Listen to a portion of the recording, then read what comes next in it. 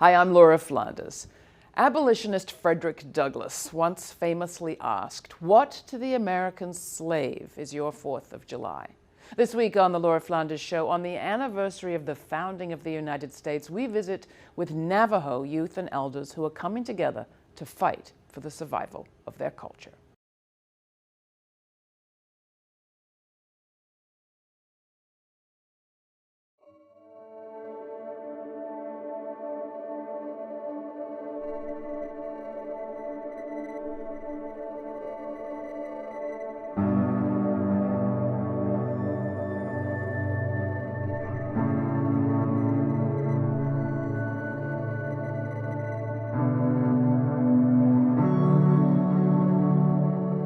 The coal mining industry was established in the mid-60s. We don't quite understand what it was all established. We don't know what the contracts were made, but the consequences, what the mining industry has brought forth wasn't really noticed until years later.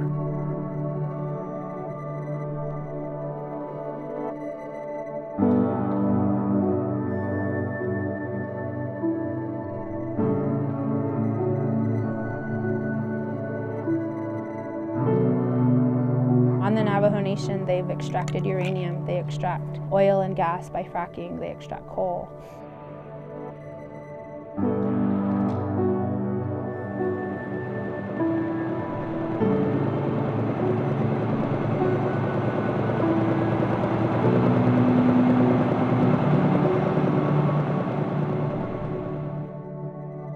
The mining is polluting the air.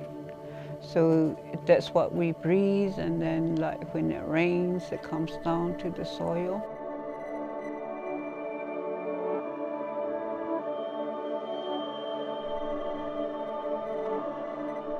The water that's pumped by the mine, we feel it here because the springs are gone. It's Peabody coal mine trying to wipe out all these people so that they can expand and to take something that's not even good in the first place.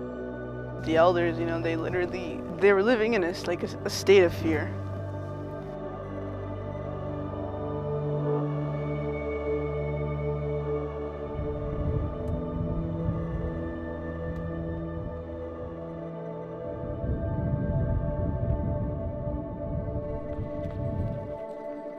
They resist relocation because they wanted to be where they came from, and that is resistance. They don't have running water there, they don't have electricity, that's resistance.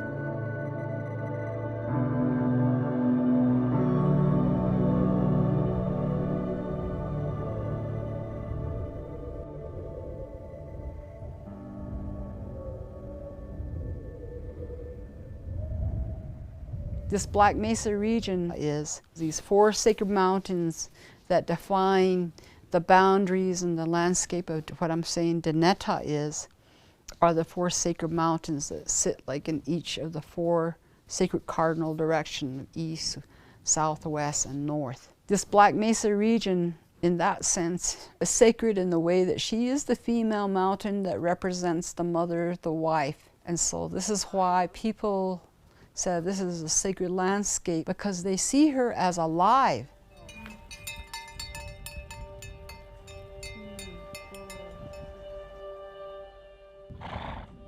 For ourselves, you know, the best way to be like our ancestors, you know, try to ward off a lot of the government issues, is to stay here and live our ancestral way of life, you know. There's a lot of history just from where we stand today, right here, right now. Just a quarter mile, maybe 3/8 of a mile from where we stand is where my grandmother, Bayaja, is where she's buried. And we still go to that place for strength when things aren't going our way, just to go and ask, grandmother, you've lived through these days, you've seen everything, so I come to you for strength, I come to you for guidance.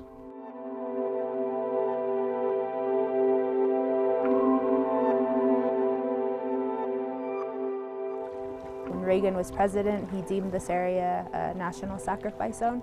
So that allowed for the industry to come in. This lake It's called Morgan Lake. It was built to cool down the power plant. It's one of the dirtiest coal-fired power plants in the country. In a year, they emit about 70 to 100 million tons of coal combustion waste. So that's the stuff that we're breathing in, that's what's leaching into the ground, into the water. It opened in 1963. It provides power for Utah, New Mexico, Arizona. Think about the way people who are living in Phoenix, you know, they have like swimming pools and golf courses, and you know, they just consume so much water and energy that, you know, what are we left with? We're left with the poverty. Our people live so poor. You know, you look at our roads are shot. Our education system sucks. They make billions of dollars off of the Navajo and Hopi people, and we're left with contamination, we're left with poverty, we're left with disease. The land means everything. The land is everything. It's not the same. It's never going to be the same. The aquifers and the landscape, the wildlife, and just the way the history, the way the life cycle was like out here will never be the same. Maybe we'll get a response.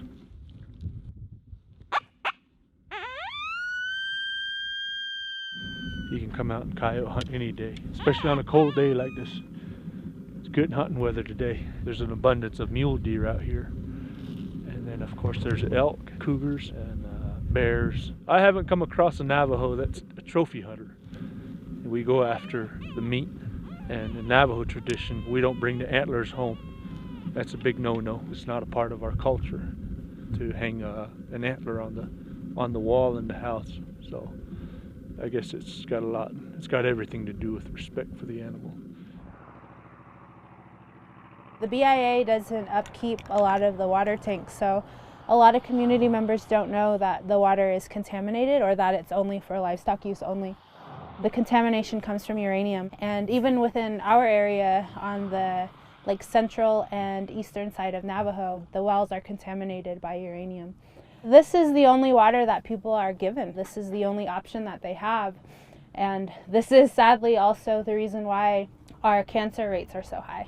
Any exposure to radiation is bad. A lot of birth defects, reproductive justice issues, that all ties into uranium.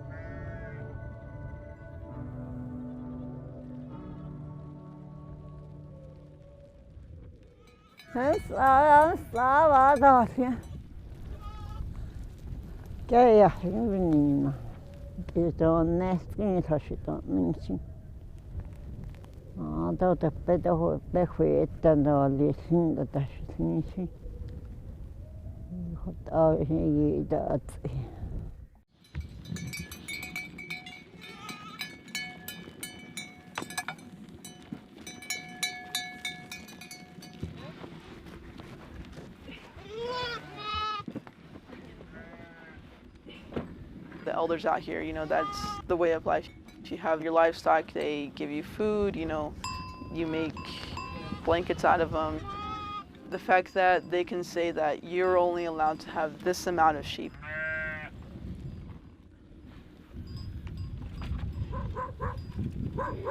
Part of it is also trying to capture some of that knowledge that wasn't taught to us. It was taken away from us because we were forced to go into these westernized schools and learn what American history wanted us to know.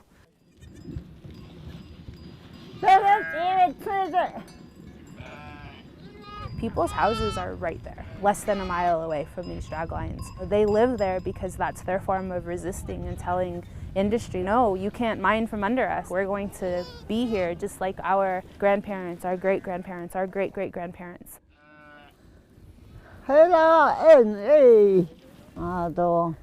Nagay di sinti kaso ko ni nagay taas iya tapos din swing latano.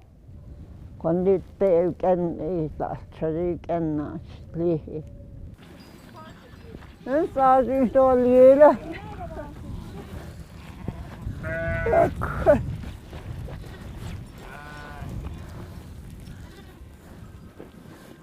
Saan lagi hadut. Saan. That's what it was. Oh no, but it was on car.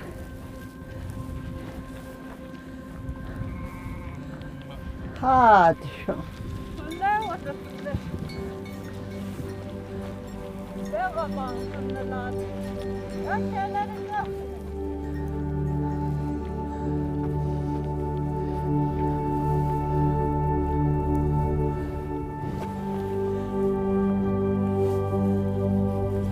어디 하죠?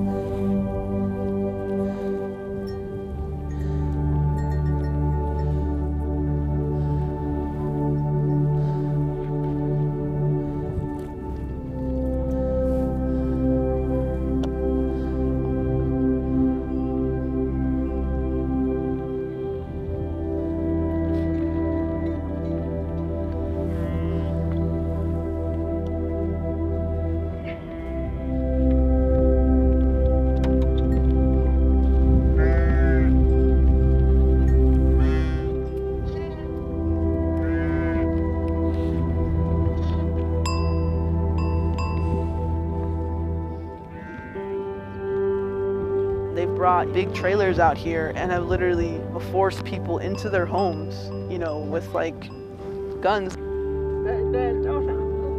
For someone to point guns at elders and tell them to back up and for them to just come in here and take what's theirs, you know, it's just not right. And, you know, it really hurts that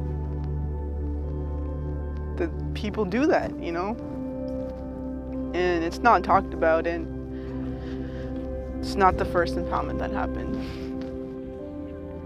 It's a tactic that the government, you know, they try to take every little thing that they can just to get rid of us.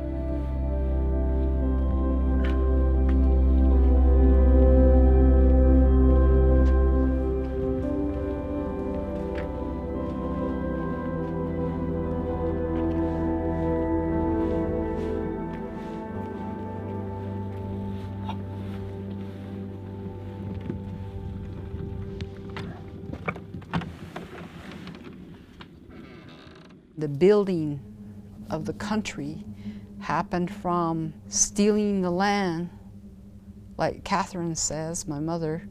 The red part of the flag stands for indigenous blood that was spilt on this land. Millions of lives, you know.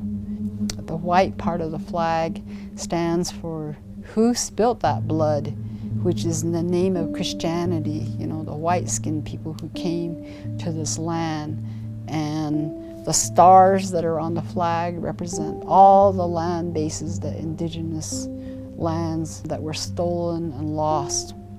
So that's why it's called a killer flag.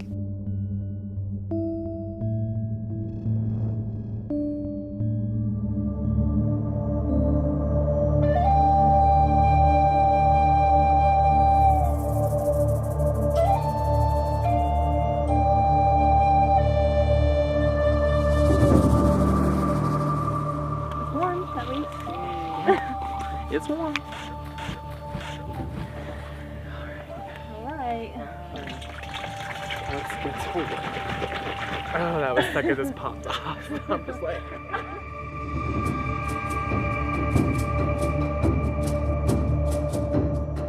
Can you help me untwist it? Because the sand, even if a little bit of sand gets in. Ouch.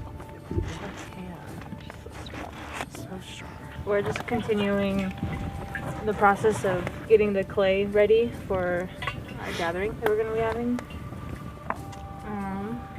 It took us a little longer than we thought, but we're still here. We just relocated because this place is warmer. Well, what they're actually doing now is they're refining clay. Last week they went out and mined the raw clay itself. They're dissolving the clay into a very refined slurry, and they're filtering out all the small pebbles and all the roots and little tiny plants and detritus and stuff. And the purified slurry that's dripping, that falls into the bucket, that's going to be what they're going to be using for the event. It's one of the art forms that combines like a little bit of each element in nature. You know, there's an earth element, there's a water element, there's a wood element when you fire the pots, there's a fire element. All the elements that have to be present during the process of making pottery, and it's wonderful being able to interact with the natural world in that way. I know what you see in the end is a bowl or a pipe or a sculpture piece, but the actual process of making it involves nature, and that's one of the amazing things about working with traditional pottery, with clay. Mining your clay, doing the whole process by hand, you're a part of all that, so that's what I like.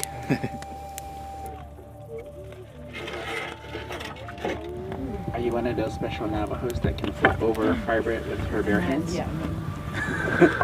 You just handle that hot piece of log there. Wasn't that hot though? It wasn't that hot? No. You just gotta know which ones to grab it and where. It's important for these students though specifically because a lot of their ancestry is traced back to these lands, and working with the clay, working with the actual earth incarnate from this location, from this area, is kind of a way for them to get back in touch with their roots. Our goal is to just bring out more indigenous youth, Dinétah, whoever wants to come out, and just regain that connection to our old ways of life, reconnecting to the elders and everything they did for it to be possible for us to even be here.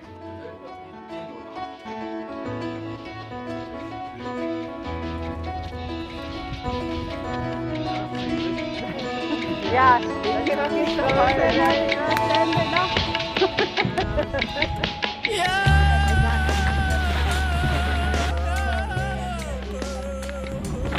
usually we try and buff up stuff like this, like the bitches part. Oh, they didn't even smell it right. So we're trying to figure out what we're going to paint on this water tank. It's a pretty massive space. We know we're going to do water as our strength. For me, art is so healing, you know, art is medicine. We are art, and it's a huge part of Indigenous culture, you know, it's part of how we express ourselves, how we dance, how we sing, how we pray. And I want to be able to inspire young people, all people, to be able to use art as a medium to heal and to express themselves. And in this instance, you know, I hope that it's able to heal our communities from all of this trauma that we have been experiencing from the resource colonization, from alcoholism, from poverty, just to give something to the community that's beautiful to look at, I guess. This is our livelihood. This is what our ancestors fought for, so that we as young people will be able to understand it and then carry it on. That's part of our push in our graffiti movement, is using these types of symbols to get people to, you know, critically think about things.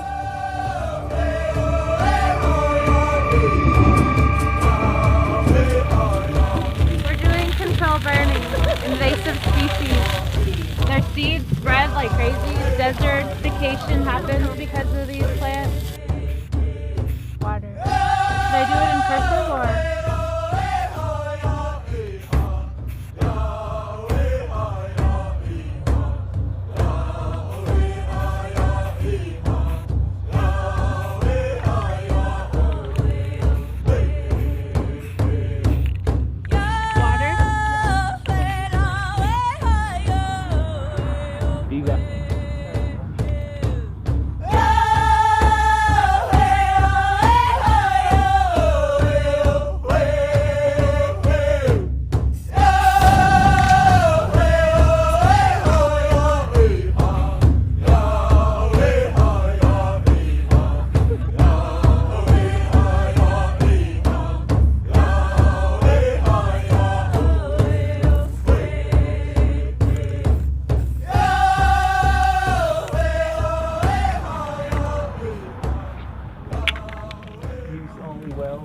As a younger generation, it's our time to just show them, you know, show our communities that we still care, I think that's what I really liked about the artwork too. Is for me, what I always said that, you know, if the people don't remember like the beauty of who we are, the beauty of not only our prayers and our ceremonies, but just the beauty of this land, and you know what, and how it sustains us, and just what we have left. You know, if they don't remember, you know, the art will be there to remind them.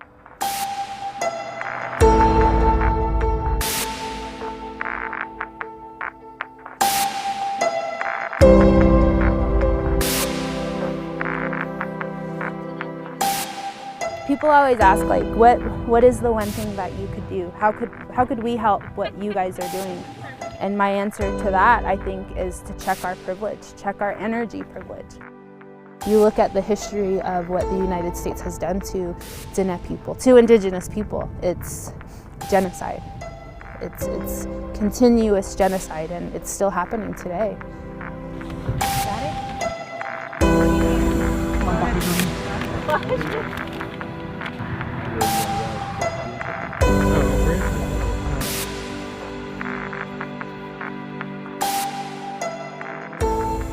I personally have never been a proud American. You know, the U.S. government, they want to like talk about people who are illegal, you know, who aren't welcomed here, but it's the U.S. government that aren't welcome. You know, they're the illegal ones to us.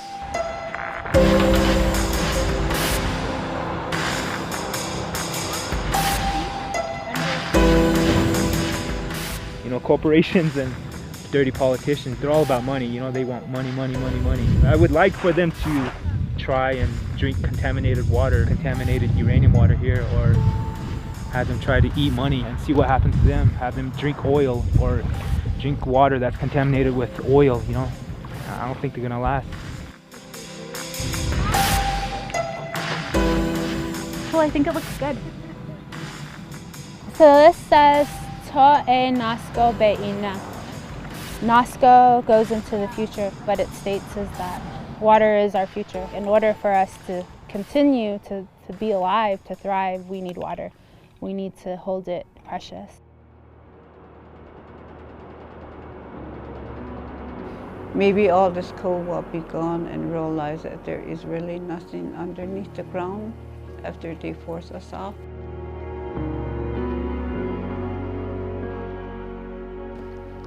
And even our time's like over, you know, we're in our 20s and, you know, it's not even about us anymore. It's about the next 7 generations now. And that's why we're here. That's why we do what we're choosing to do.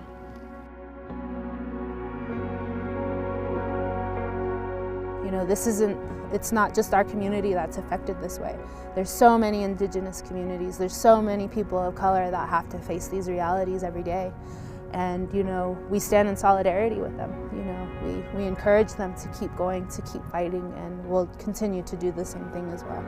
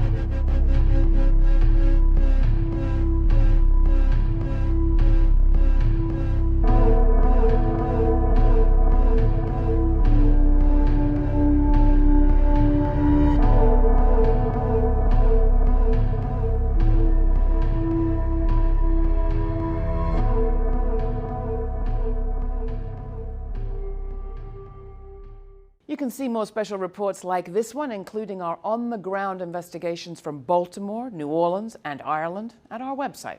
Write to me, tell me what you think, and what issues you want to see us cover next. That's Laura@lauraflanders.com. And thanks.